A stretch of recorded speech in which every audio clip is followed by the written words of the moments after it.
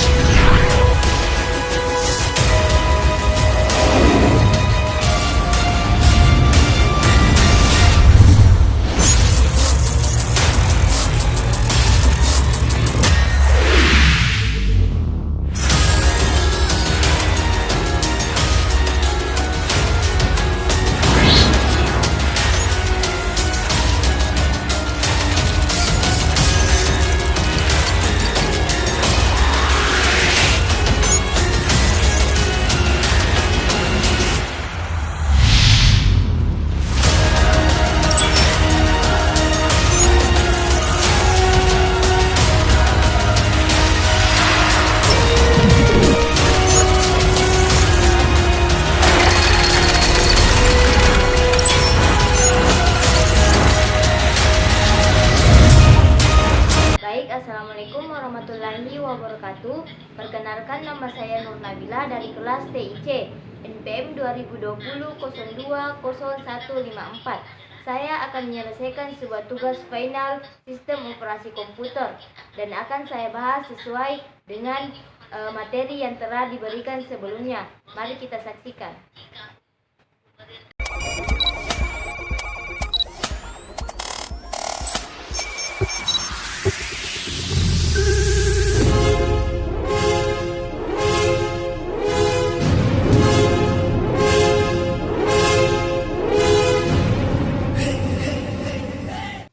Adapun materi yang akan saya bawakan yaitu struktur dasar sistem komputer. Pengertian struktur komputer. Struktur komputer didefinisikan sebagai cara-cara dari tiap-tiap komponen yang menyusun komputer saling berkaitan.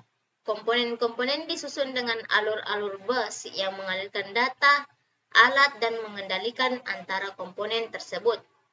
Sistem terdiri dari 5 unit komputer dasar, yaitu unit masukan, unit kontrol, unit logika, unit memori.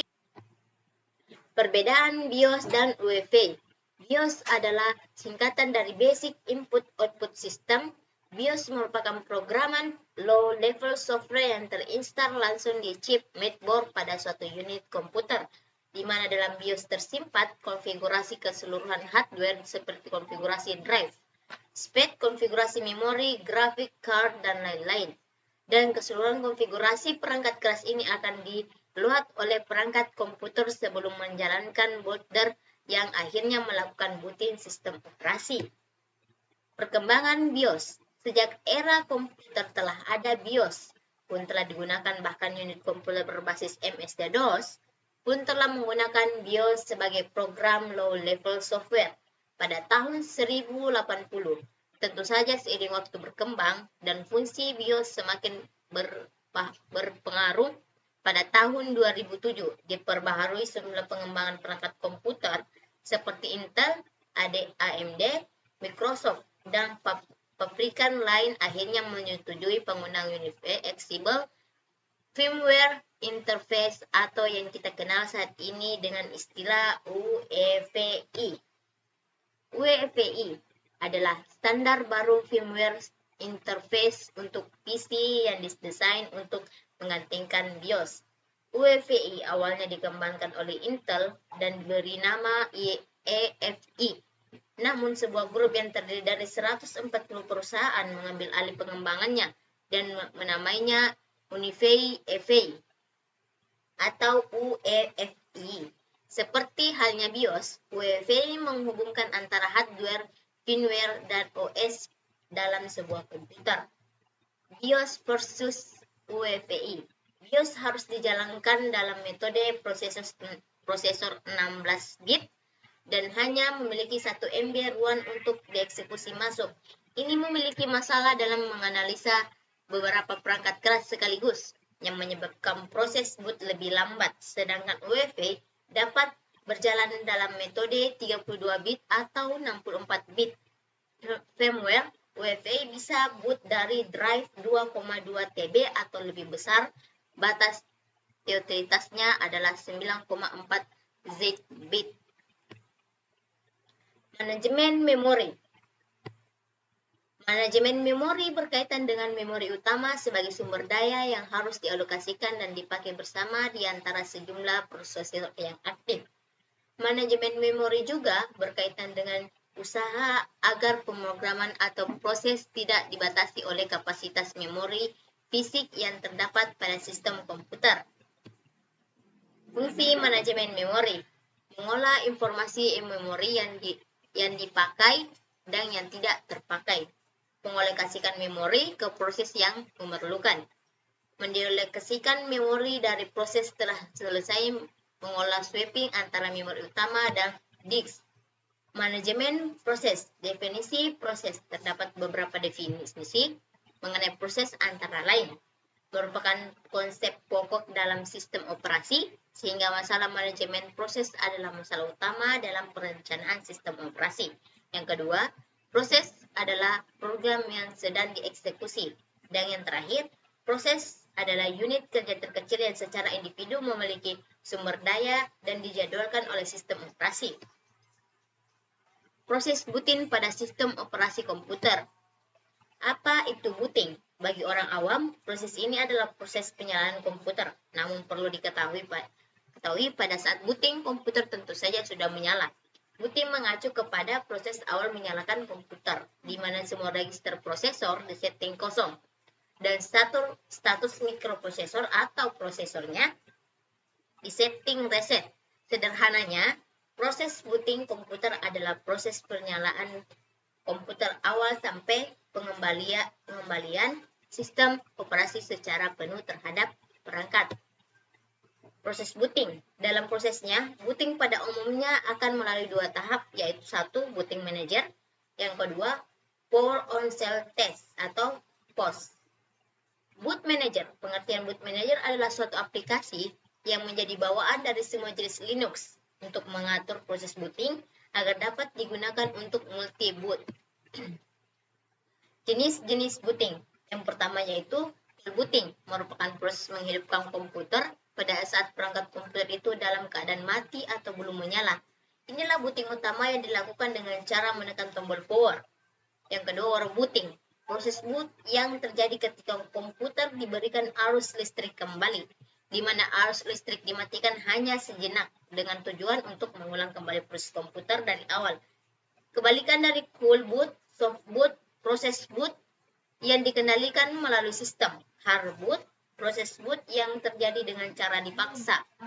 Kembalikan dari soft boot, red boot, peristiwa mengulang kembali sistem dari awal. Red boot ini terjadi karena beberapa hal, diantaranya seperti sistem tidak bereaksi dalam beberapa lama. Terjadi perubahan setting dari sistemnya. Thread.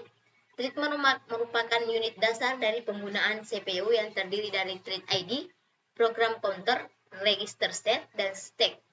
Sebuah thread terbagi kode station, data station, dan sumber daya sistem operasi dengan thread lainnya yang dimiliki oleh proses yang sama. Thread juga sering disebut lightweight process.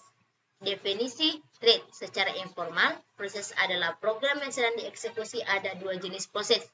Proses berat atau bisa dikenal dengan proses tradisional. Dengan proses ringan atau kadang disebut dengan thread saling berbagi bagian program, bagian data, dan sumber daya. Sistem operasi dengan thread lainnya mengacu pada proses yang sama.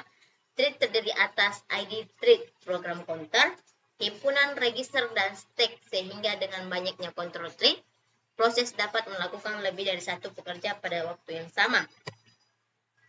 Deadlock.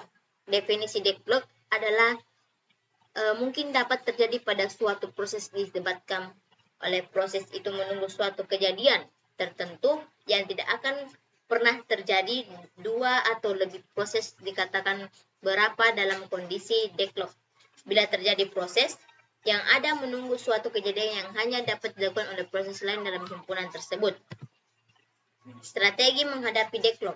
Strategi untuk menghadapi deadlock dapat dibagi menjadi 3 pendekatan, yaitu yang pertama, mengabaikan adanya deadlock. Yang kedua,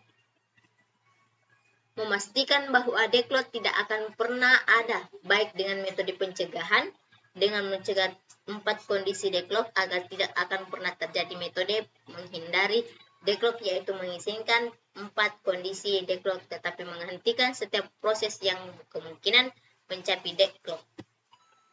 Yang ketiga, membiarkan deadlock untuk terjadi. Pendekatan ini membutuhkan 2 metode yang saling mendukung, yaitu A. Mendeteksi deadlock, yaitu untuk mendeteksifikasi ketika deadlock terjadi. B. Pemulihan deadlock, yaitu untuk mengembalikan kembali sumber daya yang dibutuhkan pada proses yang memintanya. Mencegah deadlock. Metode ini merupakan metode yang paling sering digunakan. Metode pencegahan dianggap sebagai solusi yang bersih dipandang dari sudut tercegahnya deadlock. Tetapi, pencegahan akan mengakibatkan kinerja utilisasi sumber daya yang buruk. Metode pencegahan menggunakan pendekatan dengan cara meniadakan 4 syarat yang dapat menyebabkan deadlock terjadi pada saat eksekusi movement. Menghindari deadlock. Pendekatan metode ini adalah dengan hanya memberi kesempatan ke pemerintah sumber daya yang tidak mungkin akan menyebabkan deadlock, tetapi metode ini memeriksa dampak pemberian akses pada suatu proses. Jika pemberian akses tidak mungkin menuju kepada deadlock, maka sumber daya akan diberikan pada proses yang meminta. Jika tidak aman, proses yang meminta akan disuspend sampai suatu waktu permintaannya aman untuk diberikan. Kondisi ini terjadi ketika setelah sumber daya yang sebelumnya dipegang oleh proses lainnya telah dilepaskan. Itulah tadi materi yang sempat saya sampaikan. Adapun